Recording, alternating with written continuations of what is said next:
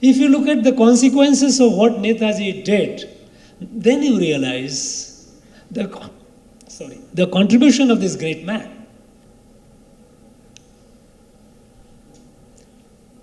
You know, if I say that if Netaji were not there, India would not have become free in 1947. If you look at the history of national freedom movement led by Mahatma Gandhi, after 1942, it was a non-event. Nothing was happened. We were all busy fighting ourselves. Because Muslim League under leadership of Muhammad Jinnah was fighting for separation, a separate homeland. So we were divided. But when it came to India's freedom, and when it came to the magical leadership of Netaji, the same Indian soldiers, those who had been listening, obeying the command of the British officers, they turned their gun against the British. The fact that an Indian soldier in the British army can fight the British and should fight the British for the independence of this country, this fire came from Netaji.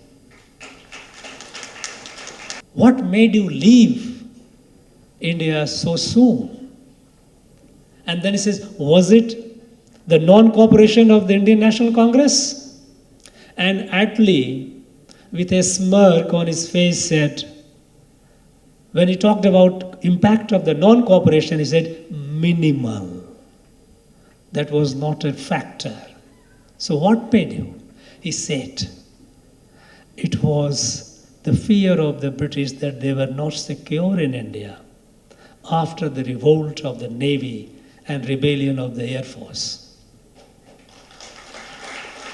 How can we put such a great person at the margin of our national freedom movement history? This is ingratitude of the highest order. And we are not ungrateful. We are not a nation of ungrateful people. We have to reclaim our proud legacy, proud heritage of Netaji's and his contributions to our motherland, Bharat. We are here to commemorate the life and work of one of the greatest sons of Ma Bharati, Netaji Subhas Chandra Bose. We commemorate such great people to ensure that we don't forget our past, we don't become ungrateful to those who gave their life for our independence. And we see that our children, they do carry their memories and also inspirations from them.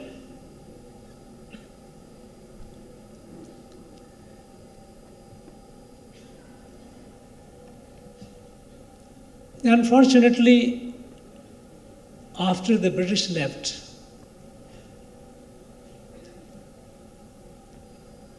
for a long period of time, we had systems which kept ignoring who we were or who we are, that is our heritage, our cultural heritage, our spiritual heritage, our civilizational heritage, and also we kept forgetting all those great people, all those martyrs and other freedom fighters who gave their life and blood for our independence.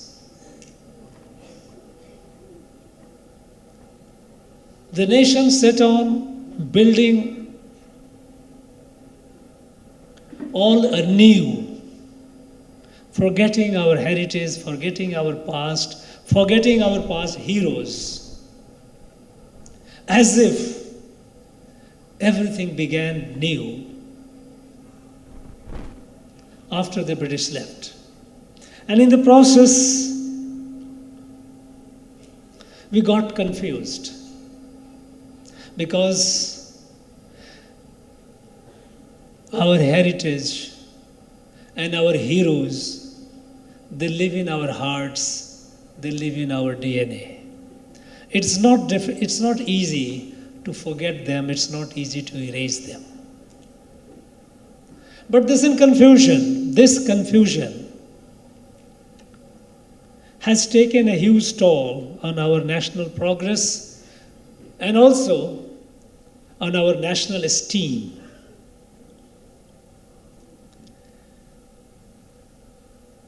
I am thankful to the two speakers who gave a beautiful account. Thiru Rajsekhar gave the account of Netaji's journey in the submarine. Very informative, very exciting. Professor Praval Roy Chaudhary gave a vivid account of his various facets of life, by and large not known to larger public. The situations through which he went through, the sacrifices that he made, beyond what he did in the later part of his life.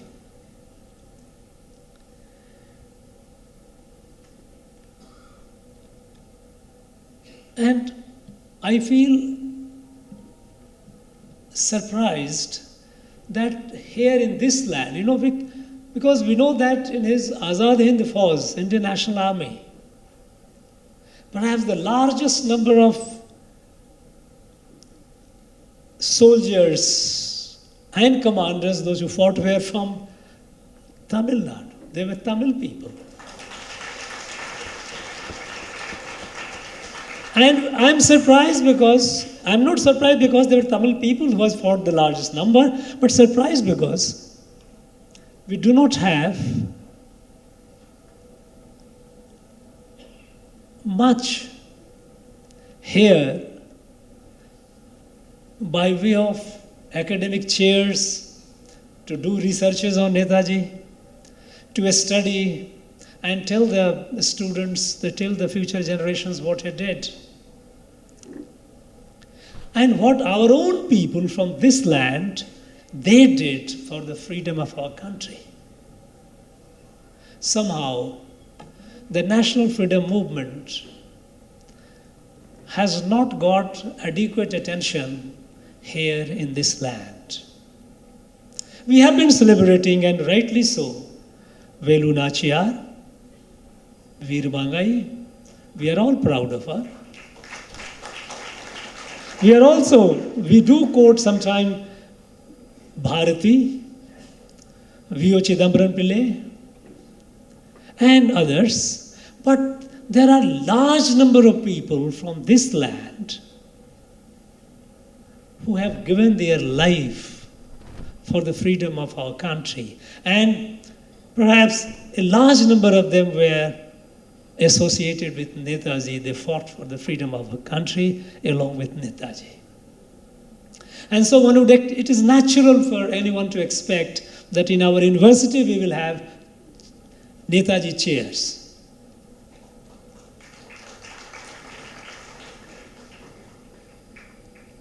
And much more. Friends, while we talk about Netaji, and because whatever little knowledge is there in the public domain, because much more to be researched, much more to be disseminated to the larger audience. But the fact is that Netaji has not been adequately projected, adequately understood. And it is not for Netaji. It is for the benefit of us, for the country.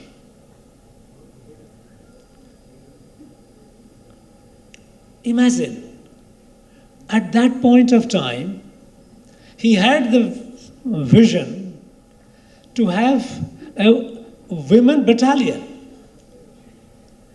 Independent India took almost 7 decades to induct women in combat role in the Indian military. 7 decades. It took Prime Minister Modi to take a decision that no, our women must join the combat wing of the military also, because today war is all the more easier in the sense that it is more technology driven. Our women are flying fighter jets. They are conducting sensitive operations, essentially technology driven.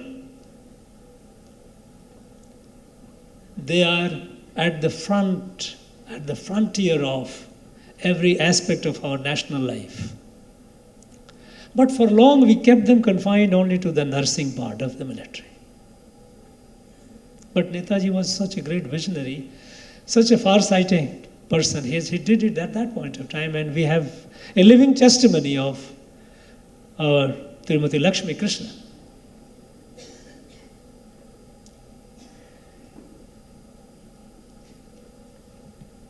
You know, when we study this, a great person like Netaji, while we talk about what he did or she did, in case of Netaji, of course, what he did. But what is important, more important is the consequences of those acts. As if it appears, it is presented as if Netaji, okay, he led the Azad Hind Fauj and he fought. After that, it was disbanded and Netaji disappeared. But does that end there? If you look at the consequences of what Netaji did, then you realize the contribution of this great man. You know, if I say that if Netaji were not there, India would not have become free in 1947.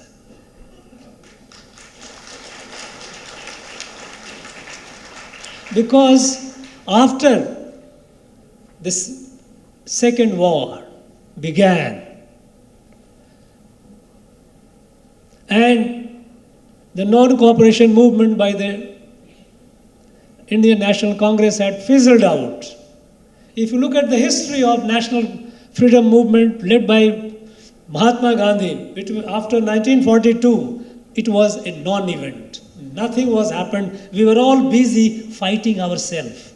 Because Muslim League under leadership of Muhammad Jinnah was fighting for separation, a separate homeland. So we were divided. British were enjoying it.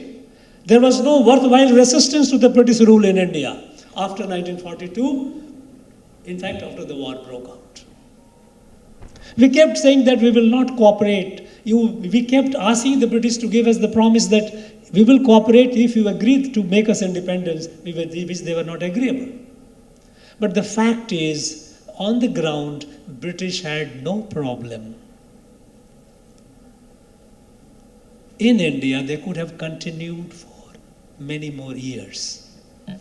But Netaji, when he offered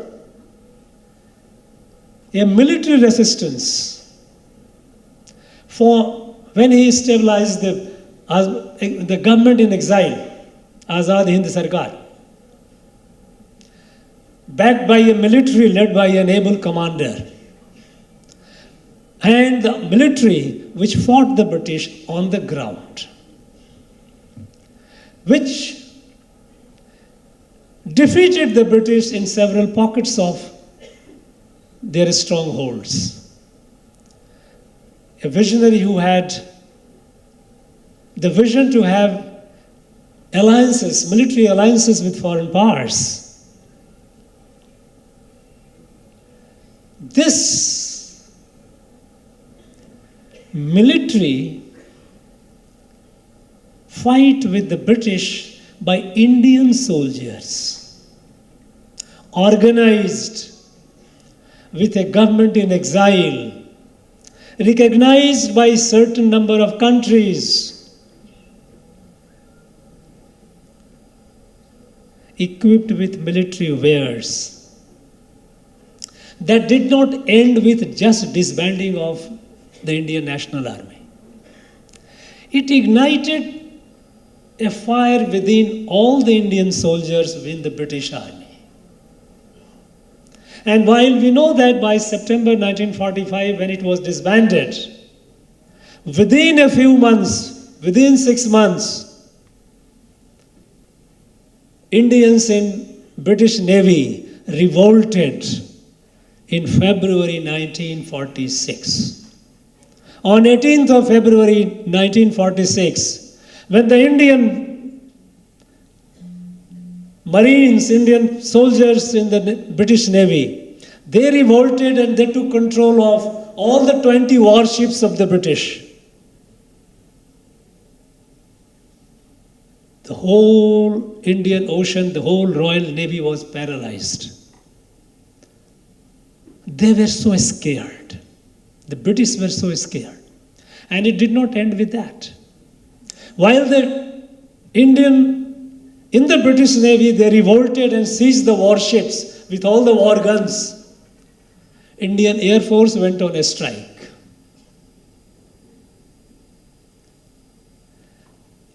Where did they get this inspiration? Because most of the soldiers who fought the British, along with Netaji, they were also trained by the British. They were commanded by the British. But when it came to India's freedom, and when it came to the magical leadership of Netaji, the same Indian soldiers, those who had been listening, obeying the command of the British officers, they turned their gun against the British. The fact that an Indian soldier in the British Army can fight the British and should fight the British for the independence of this country, this fire came from Netaji. And it was the consequence of that the Indian Navy, I should say the Indians in British Navy and Indians in British Air Force, they revolted. And when they revolted, there were repercussions in other uniformed forces in India. It happened in February 1946. British realized that it was not safe for them to be in India. Because after all, they were in India. On what security? On security provided by the very Indian soldiers. And when they realized that they could not trust the Indian soldiers anymore, they were pointing the guns against the British. In hurriedly out of fear, in March 1946, they said, we are going to leave India for the first time. They said in March 1946, we will make India independent, British will quit India in next 15 months. They even set the timeline because they were so scared that they said that if they keep it indeterminate, indefinite, what would happen, nobody knew. So they said to just assuage the sentiment of Indians that look, we are leaving and leaving with a deadline of next 15 months. And then they set the condition, you have the constitution. You have a constitution so that we know to whom to hand over the power. And that is how the cabinet mission plan constituted the Constituent Assembly of India. The Constituent Assembly of India, which eventually framed the Constitution of India, and India got independence under their leadership, was constituted out of fear by the British, fear of revolt by Indian soldiers. And that inspiration for that came from Netaji. You know, this aspect has not been researched. It has not even been talked about much. But it was mentioned in a short interview, I won't call it interview, a conversation, when Attlee, who was the Prime Minister of Britain during the time when India became independent, when he had visited Calcutta in 1950s, not as a prime minister, but as a member of British Parliament. But since he was the then prime minister, he was treated as a state guest, hosted in Raj Bhavan of Calcutta. Justice Mukherjee, who was the Chief Justice of Calcutta High Court, he was the acting governor. And over the breakfast, Chief Justice Mukherjee, who was the governor, asked Attlee that, look, I have a question, Mr. Attlee. What made you leave India so soon? Because after 1942, you had no resistance on the ground. You could have chosen, if you had chosen, you could have continued for some more time. What made you leave India so soon? And then he says, was it the non-cooperation of the Indian National Congress? And Attlee, with a smirk on his face, said, when he talked about impact of the non-cooperation, he said, minimal. That was not a factor. So what paid you? He said, it was the fear of the British that they were not secure in India after the revolt of the Navy and rebellion of the Air Force. In fact, when I read this, which is recorded in this State of the Nation book by Nari Fellman, the great jurist, I got curious. I thought that, let us look into what could be, how serious could it be? And I happened to serve for a considerable number of years in the Intelligence Bureau, which was the premier intelligence agency, which is a successor of the British intelligence, which was there at the time. And I went into the archive of February, March, those days of 1946. And I was amazed to see the dispatches sent from India to the Britain, to their head office in Britain. Every day was a frightening report. The Central Intelligence, as it was called those days, they said, nothing can be said with a certainty. Anything can happen. Indians are all Indian forces, Indian police, besides Indian military, even Indian police is now in a ferment. You can't trust them. That kind of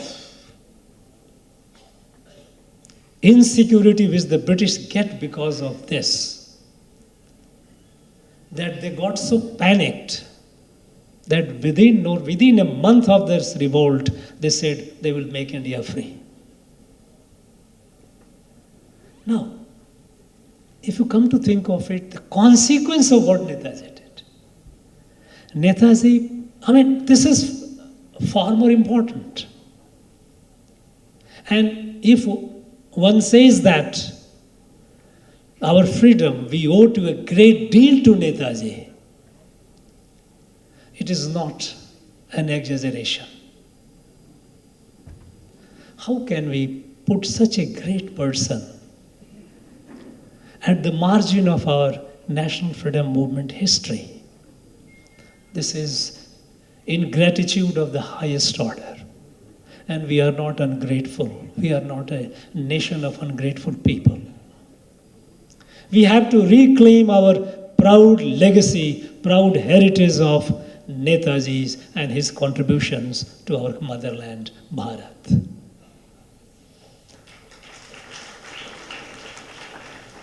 I would expect in our state, our universities, our intellectuals, our researchers to take up more and more projects on Netaji, on INA, contributions of people from Tamil Nadu. How much? Imagine, when I talk about Netaji's contribution to freedom movement, what was the strength of Netaji? Strength were largely the soldiers from this very place. And we have all the reasons to be proud of it. This needs to be studied, this needs to be highlighted, and information disseminated among our students, our future generations. Friends, I once again pay my respect to INA veterans. We will ever remain grateful to you for your services that you have rendered to the country. Those who are not there, their family members, to tell them that we are very proud and grateful to your elders, those who fought, and other national freedom fighters. We shall ever be grateful to all of you and your elders. Friends, thank you for organizing this event. I would like to thank the Anna University, the Vice Chancellor, for taking the initiative, making it happen. I wish you all the very best. Once again, Jai Hind!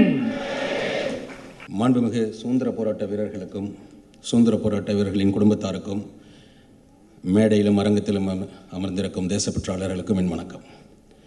Netaji, அந்த நேமே ஒரு மந்த்ரா, அந்த நேமே ஒரு power, அந்த நேமே ஒரு vibration, அந்த நேமே ஒரு motivation. Netaji பற்றி பேசும்போதோ படிக்கும் பொழுதோ சொல்லும் பொழுதோ எழுதும் போதோ நமக்கு நம்மளறியாமல் ஒரு மனசில் ஒரு வீரம் வரும். இந்த இடத்துல நான் பதிவு பண்ணணும்னு ஆசைப்படுற சம்பவம் அவருடைய ஜெர்மனியிலிருந்து இந்தோனேஷியா வந்த அந்த நீர்மூழ்கி கப்பல் பயணத்தை பற்றி. ஹிட்லர் சந்தித்ததுக்கு பிறகு நீர்மூழ்கி வழியாக 1.5 மாதங்கள் திட்டமிட்டு அந்த பயணத்தை தொடங்குறாங்க நண்பனோடு. அந்த நீர்மூழ்கி கப்பல் சிறிய நீர்மூழ்கி கப்பல், உள்ளுக்குள்ளே பதுங்கு குழிகள் போல தான் குழிகள் இருக்கும், அதற்குள்ளே தான் படுத்துக்கணும். சின்ன மேஜை, அதில் 6 பேர் ஷிஃப்ட் முறையில் உட்காந்துக்கலாம். எங்கும் டீசல் வாசனை, பெட்ஷீட்லேருந்து டீசல் வாசனை. ஒரு முறை யோசிச்சு பாருங்கள், இந்த அரங்கத்துட்டு வெளியில் போன உடனே நம்ம ஒரு நீர்மூழ்கி கப்பலில் போகணும். அந்த இலக்கு போய் சேருவோமா சேர மாட்டோமான்னு தெரியாது. அது 1.5 மாதமா 2 மாதம் ஆகுமான்னு தெரியாது. அந்த பயணத்துக்கு தன் குடும்பத்தை விட்டுட்டு குழந்தையை விட்டுட்டு இந்தியாவை மீட்டெடுக்க வேண்டும் என்ற ஒரே சிந்தனையோடு பயணமானார் நேதாஜி. இரவு முழுக்க கடலுக்கு அடியில், பகல் முழுக்க கடலுக்கு அடியில் பயணம். பகல் வெளிச்சத்தை பார்க்க முடியாது, அந்த மஞ்சள் லைட்டு. இரவில் சில நேரம் அமைதியாக இருந்தால் கப்பல் நீர்மட்டத்துக்கு வரும். அப்பொழுது வெளியில் வந்து கொஞ்சம் அசுவாசப்படுத்தலாம். அதுவும் இரவும் வெளிச்சம் பார்க்காமல் ஒரு தட்டச்சு எந்திரம் மட்டுமே, டைப் ரைட்டிங் இது மட்டுமே துணையோடு கிட்டத்தட்ட 88 நாட்கள் அவர்கள் பயணம் தொடர்ந்தது. மடகாஸ்கர் பகுதியை தாண்டுவதற்கு முன் 5000 டன் எண்ணெயோடு வந்த பிரிட்டிஷ் கப்பலை அட்டாக் செய்து அந்த கப்பல் அழிக்கப்பட்டது. எனக்கு தெரிந்து நேதாஜியோட முதல் வார் அது. அடுத்து மடகாஸ்கரில் அந்த 2 கப்பல்கள், இந்தோனேஷியா கப்பலும் இந்த கப்பலும் சந்திக்கும் பொழுது கடல் கொந்தளிப்பு நிகழ்ந்த பகுதி. அந்த இடத்துல இந்த கப்பல் இருந்து அந்த கப்பல் பயணப்படுறதுக்கு மட்டுமே 2 நாள் போராட்டங்கள் நடந்தது. படகுல போயாகணும். படகுல போனாங்க, இந்தோனேஷியா வந்தாங்க, அதுக்கப்புறம் ஜப்பான் வந்தாங்க. இந்திய வரலாறுகள் நமக்கு தெரியும், அது ஹிஸ்ட்ரி. அந்த 88 நாள் அவருடைய மனம் வெளியுலக தொடர்பு இல்லாமல் அந்த மனத்துக்குள்ளே திட்டமிட்டது தான் அந்த INA ராணி ஜான்சி ரெஜிமெண்ட் இந்தியாவை மீட்டெடுக்க வேண்டுங்கிற அந்த திட்டமிடல். பர்மாவில் பேசுகிறாரு, பேசுனதை மயங்கி, ஏழை எளிய மக்கள் அல்ல, கேட்டவர்கள் அனைவரும் மயங்கி ரத்தம் கொடுத்தார்கள், அணியாக திரண்டார்கள். கொடுக்க முடியாதவர்கள் அள்ளி கொடுத்தாங்க, கையில் இருந்தது எல்லாம். அப்படி அள்ளி கொடுத்த ஒரு பெண் தான் சரஸ்வதி ராஜாமணி. ராஜாமணிங்கிற பொண்ணு உடம்புல இருந்த நகைகள்லாம் 17-18 வயசில் அள்ளி கொடுத்தாங்க. இதை கவனித்த சுபாஷ், சின்ன பொண்ணு எமோஷனில் வந்துருச்சு, அதை நம்ம ரிட்டர்ன் செஞ்சிடணும்னு அவங்க வீட்டில் போய் ரிட்டர்ன் பண்ணும்போது அவங்க அப்பா பெரிய செல்வந்தர், திருச்சியிலிருந்து மைக்ரேட் ஆனவர், மைன்ஸ் அதிபதி. ஆனால் அவர் பெண்ணை கூப்பிட்டுட்டு சொன்னார், இது என் பெண்ணோட உணர்வை மதிச்சிடுங்க, அது அவளுடைய நகைகள், அவள் கொடுத்தது நல்ல காரியத்துக்கு தானே அப்படின்னு சொல்லும் பொழுது ஆச்சரியப்பட்டு போகிறார். அந்த பெண்ணை பார்க்கணுன்னு சொல்லும்போது அந்த பொண்ணு கேட்டார், இந்த நகைகள் ஏன் திருப்பி கொடுக்க வந்தீங்க? அப்படி எனக்கு ஏதாவது கொடுக்கணும்னு நினச்சிங்கன்னா உங்கள் படையில் எனக்கு இடம் கொடுங்கன்னு கேட்டாங்க. சுதந்திரபுரை பற்றி எனக்கு தெரிஞ்சதை சொல்கிறேன்னு சொல்லும் பொழுது மெய் சிலித்து போய், எங்களுக்கு லக்ஷ்மிகள் நிறைய வந்துக்கிட்டு இருக்கு, ஆனால் எங் படைக்கு சரஸ்வதி தேவை, இன்னிலிருந்து நீ ராஜாமணி இல்லை, நீ சரஸ்வதி ராஜாமணி அப்படின்னாங்க. இப்போ சரஸ்வதி ராஜாமணி படைப்பிரிவில் சேர்ந்தாங்க. எடுத்த உடனே மருத்துவத்துக்கு நர்சிங் ஏரியாவில் போட்டுட்டாங்க. அந்த பெண்மணிக்கோ துப்பாக்கி எடுத்து சண்டை போடுவோம் அப்படின்னு கற்பனையில் இருக்கும் பொழுது கிட்டத்தட்ட பல மாதங்கள் நர்சிங்கில் இருந்ததுக்கு அப்புறம் தான் அந்த வாய்ப்பு கிடைச்சது. ட்ரைனிங் முடிச்சதுக்கப்புறம் ஒரு முறை கூப்பிட்டார் நேதாஜி.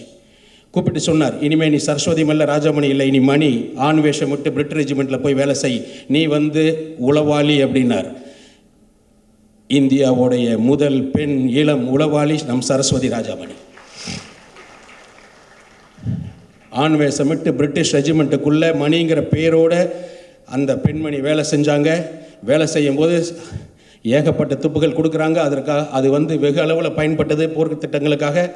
அப்போது இதுபோல் வந்த மற்றொரு பெண்மணியை பிடிச்சு அவங்க அடைக்கும் பொழுது, இனி இந்த வேஷங்கள் கலைக்கப்படலான்னு சொன்னதுக்கப்புறம் வேஷங்களை கலைச்சு ஒரு நடன குழு மாதிரி அமைச்சு அந்த இன்னொரு பெண்மணி அடைச்சி வச்சிருந்த இடத்துல போய் அந்த இடத்துல இருந்து கவனத்தை திசை திருப்பி அந்த பெண்மணியை காப்பாற்றி ஓடும் பொழுது காலில் சுட்டுப்படுறாங்க. சுட்டுப்பட்டதுக்கப்புறம் அந்த ஜங்கல்குள்ளே ஓடினதுக்கப்புறம் மரத்தில் ஏறிடுறாங்க. கீழே முழுக்க எதிரிகளோட நடமாட்டம். கிட்டத்தட்ட 3 நாட்கள்.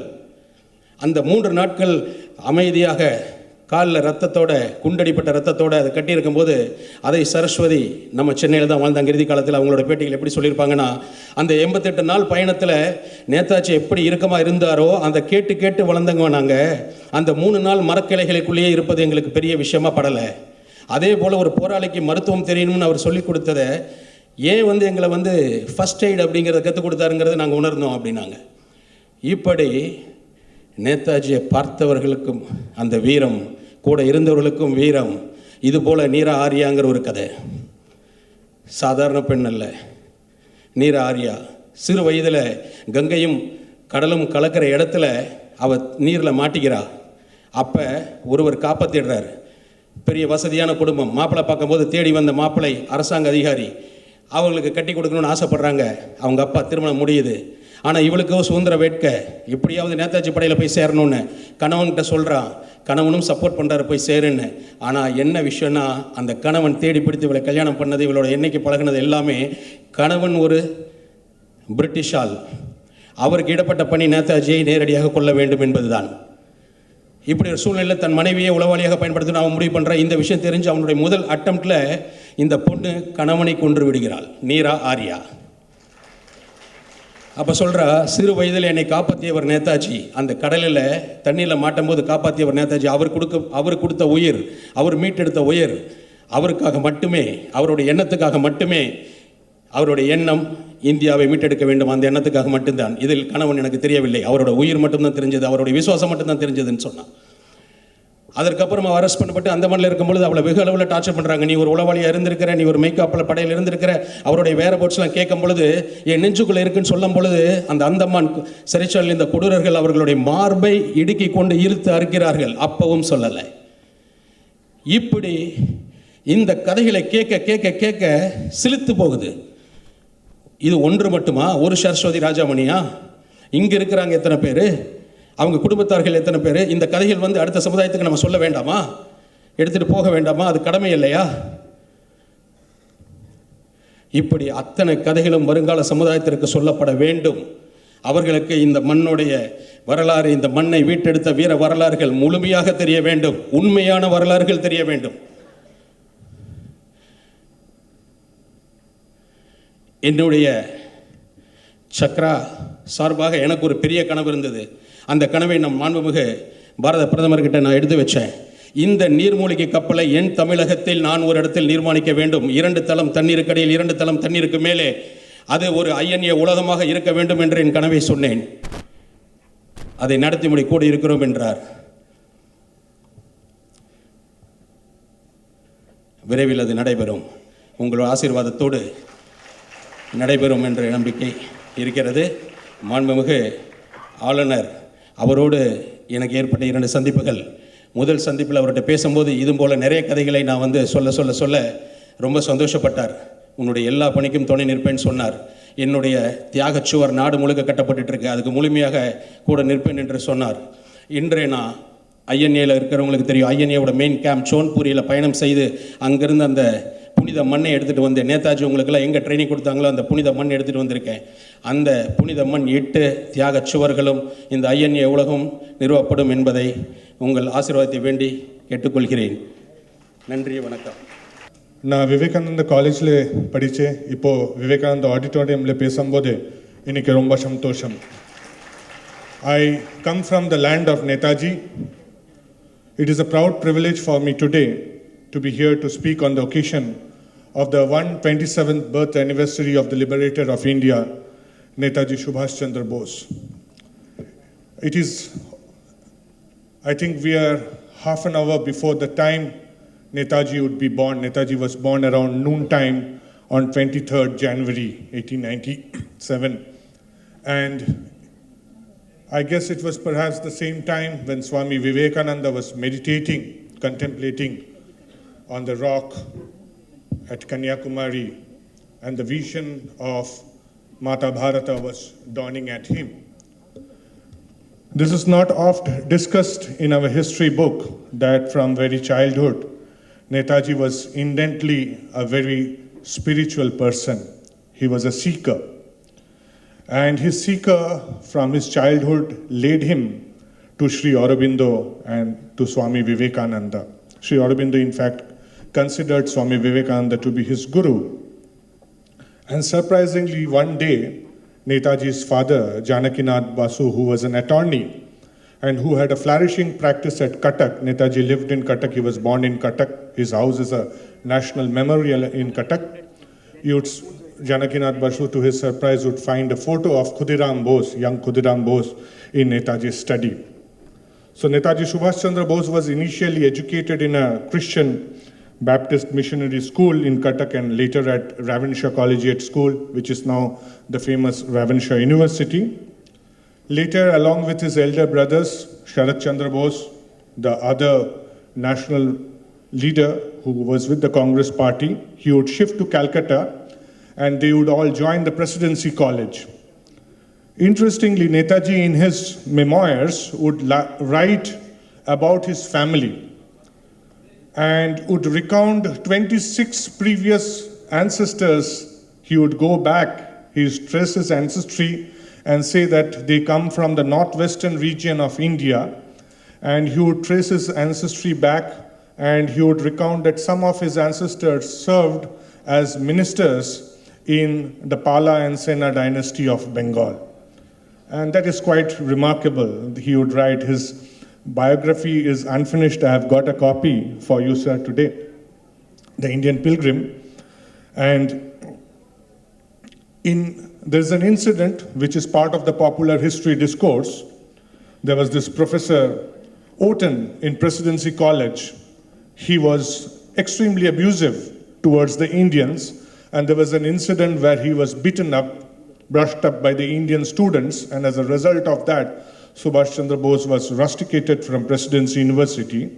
It's part of the popular history, but today researchers tell us that Netaji was not in person involved in that. He was the leader of the students, and he was called to two different explanatory committees set up by the British, and as a student leader, he refused to spell out the beans. He was just 17, 18 years old, and for a 17, 18-year-old young boy to show that amount of student leadership, that amount of courage, that was kind of remarkable.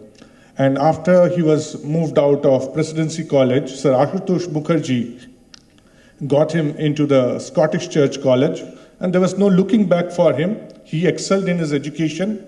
To fulfill his father's wish, he went to London, cleared the ICS examination, he stood fourth, but he resigned from the ICS. He wrote to his father that he would not be serving the British. And in 1921, he comes back to India. Incidentally, he traveled in the same ship with Rabindranath Tagore. And he comes and lands in Bombay, and his first mission was to meet Mahatma Gandhi.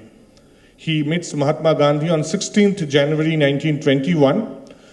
Mahatma Gandhi ji gives him an interview, but they differ on the ends and means on the road to freedom. Subhash Bose goes to Calcutta. He meets Deshabandhu Chittaranjan Das, and Chittaranjan Das is able to convince him. He accepts Chittaranjan Das as his political mentor, joins the Congress party, and becomes the chief executive officer and the mayor of Kolkata, and he becomes the revolutionary leader of the young brigade.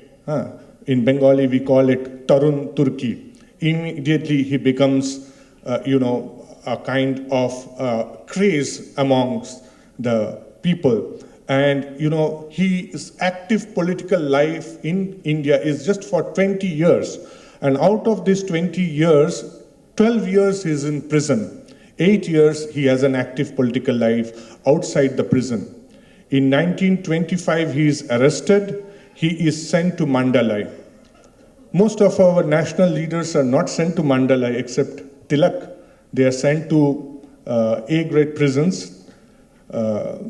In Mandalay, Subhas Bose contracts tuberculosis. The British are afraid he would die. He is released and he is sent on the condition that he would not stay in India and go away from India. So he goes to Europe and he is on a tour of Europe. And when he is in Austria, Vienna, Germany, he builds up his contact there. It is said he meets Benito Mussolini, Abid Hassan and all that. He builds up his formidable ground. He studies Europe. He starts writing his book, Indian Struggle. And he comes back to India in early 1930s. He joins the Congress movement. Mid-1930s, he comes back.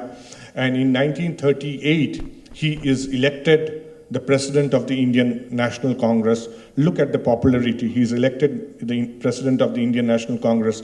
And the first thing he implements is the Planning Commission, which is accepted. 39, he again stands for re-election in spite of opposition from the so-called Gandhi Brigade. He is re-elected, but the working committee refuses to cooperate with him. When the war starts in the European theater and Lord Linlithgow unilaterally declares that India would join the war with the British Empire, Subhash Chandra Bose, without consulting the Congress Working Committee, he goes ahead with a non-cooperation movement and calls for a big program in Kolkata. In protest, the Congress Working Committee resigns. Subhas Bose is forced to, as a consequence, resign from the presidentship of the Indian Congress, but he doesn't leave the Congress. He starts the Forward Bloc. The Forward Bloc remains within the Congress very much. The Forward Bloc remains with the Congress, functions with the Congress. It is only in 1940, during the Ramgarh conference, that Subhas Bose is expelled from the Congress, and Subhas Bose is arrested again. The British are very afraid of him. He's arrested. In jail, he starts a hunger strike. The British become afraid. They release him from the jail, but put him under house arrest. And then in 1941, we are not sure of the date, sometime between 13th and 17th of January, Subhash Chandra Bose evades the house arrest and goes away to Germany. And that's a perilous journey. He could have been identified, he could have been caught, he could have been killed anytime. He goes to Germany. He first takes a train from Gaya to Peshawar, and from there through Afghanistan he enters Russia on an Italian passport, and through Poland he enters Germany. But before I go into that detail briefly, I would just like to tell you that, there was an innate spiritual quest in him. After this Presidency College fiasco, Subhas Bose goes to North India searching for a guru, and he meets Swami Brahmananda, the first president of the Ramakrishna order, the brother-disciple of Swami Vivekananda. Swami Brahmananda tells Subhas Bose, you are not destined to become a monk, you have to do something more. So you are not to become a monk, you sends him away. Then later at Kankal, Subhash Chandra Bose would meet Ma Anandamayi Devi. Ma Anandamayi would tell Subhash Bose, you are a prince among the patriot, you are not to become a monk. So these two are certain very interesting facets of his life, not often discussed. Later, when Subhash Chandra Bose would come up with the INA, and the INA would be headquartered at Singapore, Subhash Chandra Bose would regularly visit the Ramakrishna Mission at Singapore for his spiritual practices, and Habibur Rahman would accompany him. This is part of the testimony of the Mukherjee Commission, the last commission that dealt with Subhas Chandra Bose's disappearance. Now, Subhash Chandra Bose shared very close relationship with Rabindranath Tagore, and as I told you that he traveled together with Tagore and he developed a program for India's development. The Planning Commission was his idea. In Calcutta, he planned a program for the development of culture and Indian art forms and all that. They developed an auditorium called, they named it beautifully, Mahajati Sadan. The auditorium was not complete. It was completed only after independence. But much later, they found out that the auditorium had a whole bunker below it. That was his plan, that there should be a bunker. Anyway, after he went to Germany, the first thing that he did was there was a pact with the Nazi Germany, and the pact said Nazi Germany would not interfere with its political activities. And with the turn in the tide of the war, when nothing was possible from the Germany and he could not come to India through the land route, he moved to Japan. He moved to Japan and he took over the command of the Indian Independence League and the Azad Hind Fauj from Rajbihari Bose.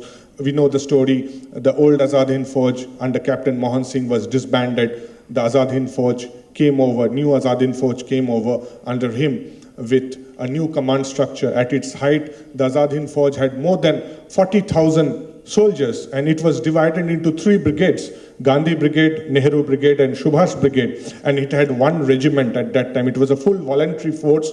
It had 1 regiment, Rani Lakshmi, Jhansi Regiment. That was something, he was extremely forward-looking. But something very unique about this voluntary force, that when he formed the government of India in exile, it was recognized by 9 different states, 9 different independent countries, fulfilling, then we had the League of Nations fulfilling the commitments of the League of Nations. It was recognized. The government, Sarkar-e-Azad Hind, had its own postage stamps, had its own currency, had its own bank. It had a full system. It was a full functional government, and it did not surrender. It was the only government that did not surrender to the Allied power at the end of the Second World War. The Azad Hind Fauj did not surrender. It was disbanded. There was a ceasefire. It was disbanded. The Azad Hind Fauj was disbanded. Subhash Chandra Bose himself walked with the Rani Jhansi Bahini when they were retreating. And we know now for sure it's on record after the Mukherjee Commission that Subhash Chandra Bose did not die on 18th August 1945 in the plane crash. The plane crash was made to help him. We don't know what happened to him. He would have moved to Russia or that. These are all speculations. I don't know what happened to him. But Justice Mukherjee was also on record saying that he did not die in the plane crash. Anyway, besides that, there are other things that Subhash Chandra Bose did. He was categorized as enemy number 1 of the British Empire, enemy number 1. When the British Empire was dissolved and it became the British Commonwealth and we became part of the British Commonwealth, he continued to be enemy number 1. That was the very unfortunate thing. But today, as an Indian, as an ordinary Indian, I feel extremely proud when I go to Delhi. I see the statue of Netaji Subhash Chandra Bose on the Kartavya Path. And when on 26th January, the Indian Army marches down the Kartavya Path, I feel as if Netaji is taking this ultimate salute as the Indian Army marches down. That is the satisfaction I get as an ordinary citizen. With these words, I would like to thank you all, to the Honorable Governor Sir and to Anna University for giving me this opportunity to share a few words on Netaji Subhash Chandra Bose with you all. Thank you so much.